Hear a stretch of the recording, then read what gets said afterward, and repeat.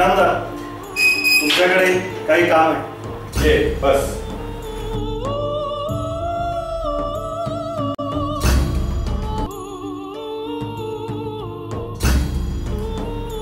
इनामदार, तुझ्या या हिप्नॉटिझम पद्धतीचा या लोकांवरती काही उपयोग होणार नाही.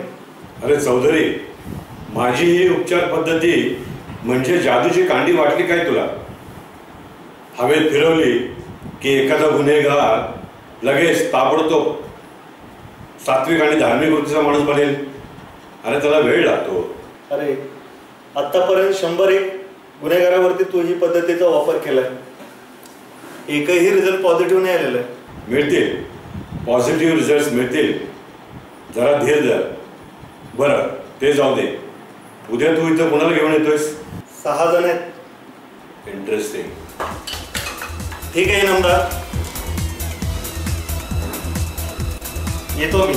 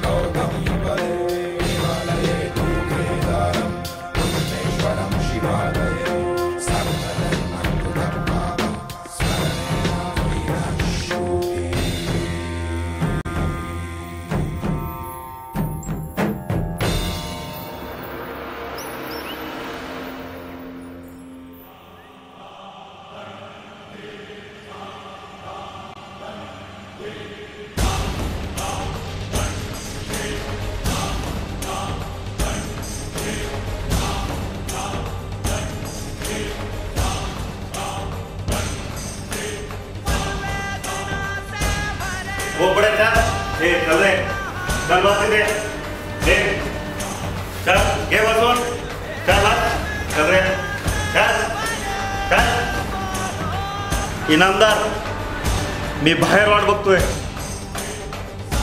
मित्रांनो, तुम्हाला इथं का बोलवण्यात आलंय हे कळलंय का?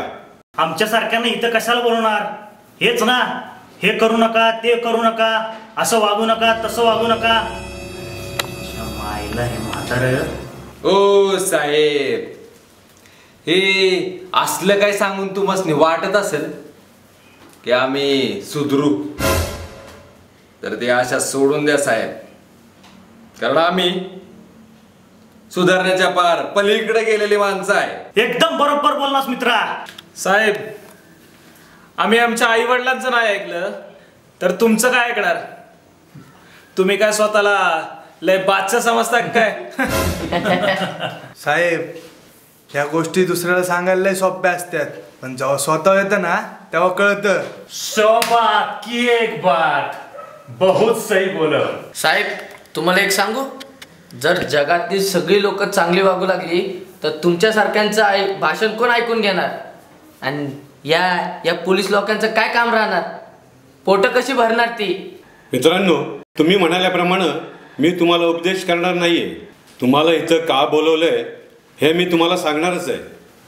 पण त्याआधी तुम्ही सर्वांनी तुमची ओळख द्यायची आहे, आणि ती सुद्धा तुम्ही केलेल्या गुन्ह्यासकट. प्रथम तुमच्यासमोर ग्लासमध्ये जो काढा ठेवला आहे तो आधी प्या, कारण तो सत्यवचन काढा आहे. आणि हा काढा घेतल्यावर कुठलाही कैदी खोटं बोलत नाही. आणि काढा सर्वांनी प्यायचा आहे.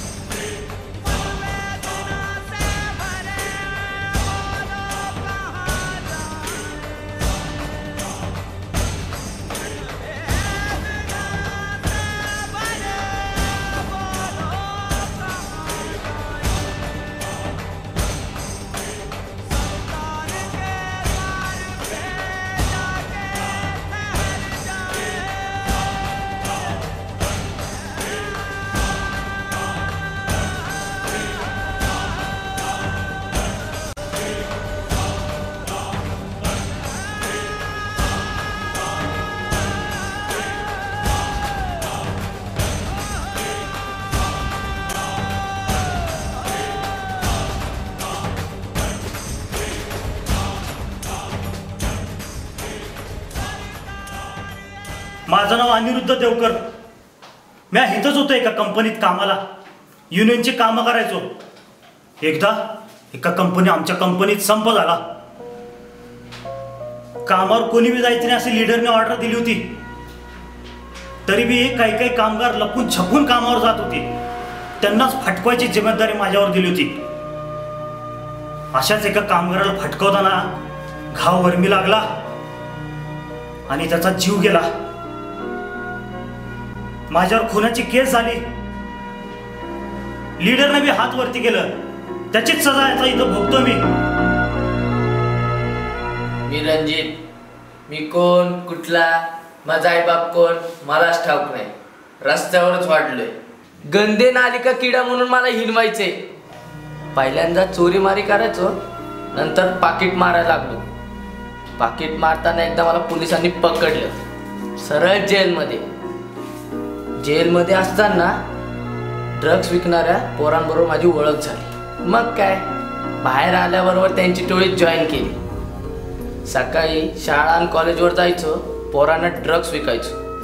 ड्रग्स विकता विकता मला कधी सवय लागली तेच कळलं नाही. मग काय, सकाळी कॉलेजमध्ये जायचो, पोरांना ड्रग्स विकायचो आणि रात्री स्वतःच ड्रग्स घेऊन झोपायचो.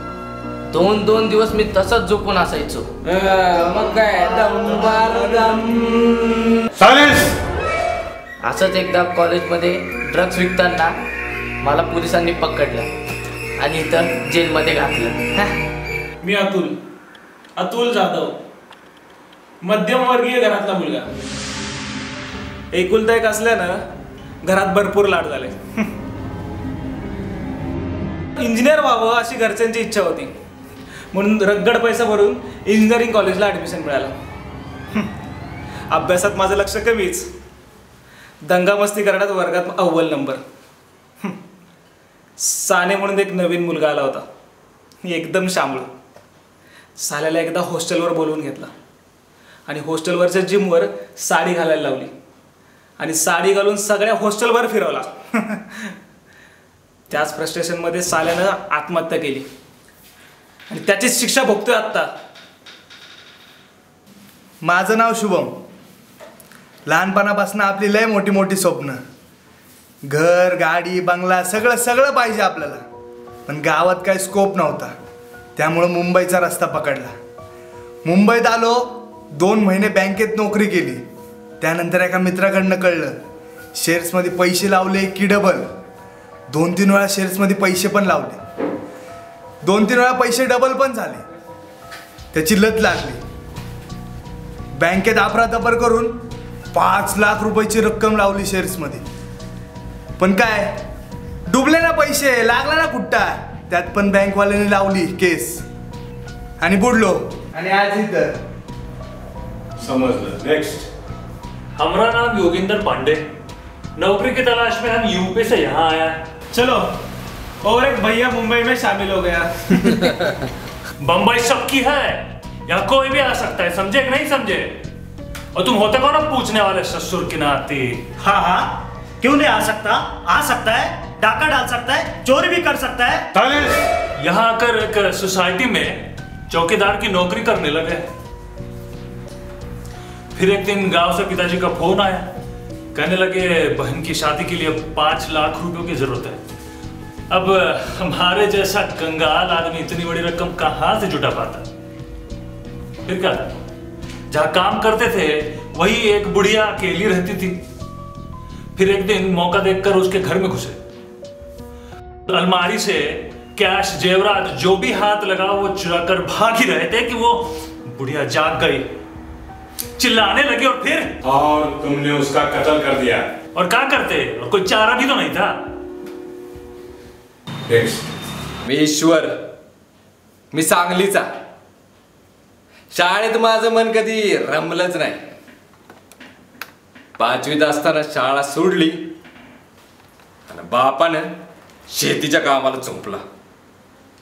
शेतात राब राबायचा कंटाळा, म्हणून घर सोडूनच पळालो. मग मुंबईला आलो. मुंबई दादर स्टेशनला लहान मोठ्या चोऱ्या करायला लागलो. एकदा दोनदा सापडलं, जेलची हवा बी खाल्ली, पण काय सुधारणा नाही. मग हे हळूहळू हे असल्या लहान सहान चोऱ्यातले कटाळा यायला लागला बघा.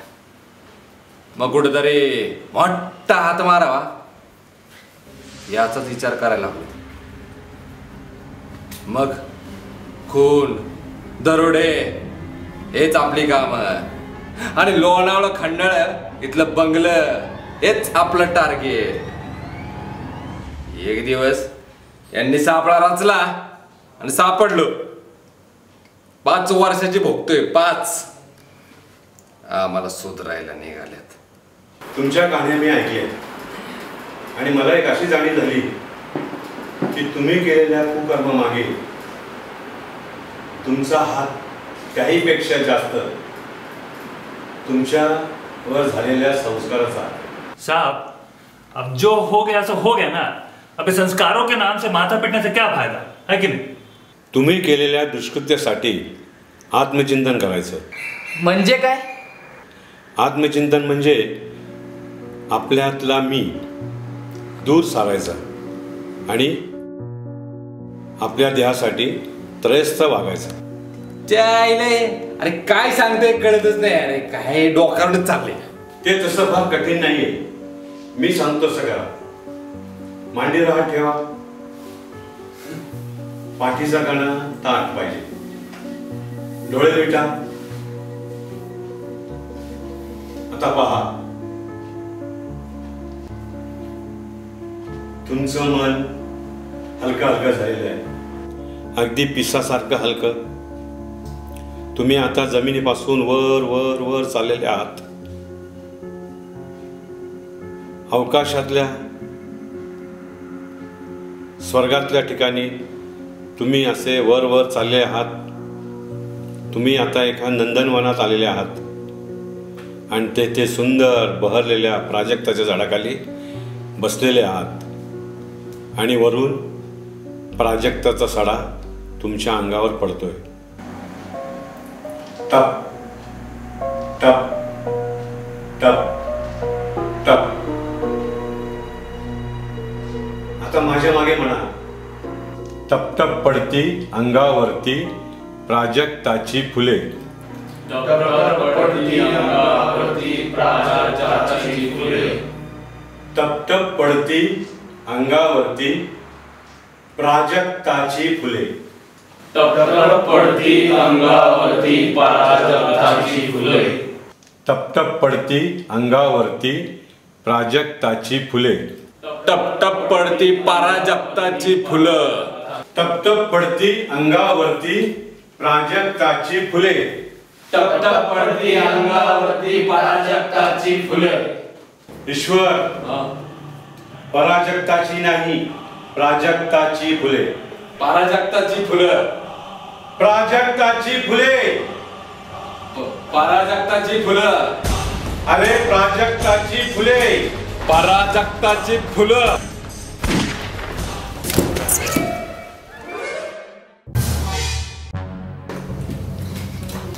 इनामदार,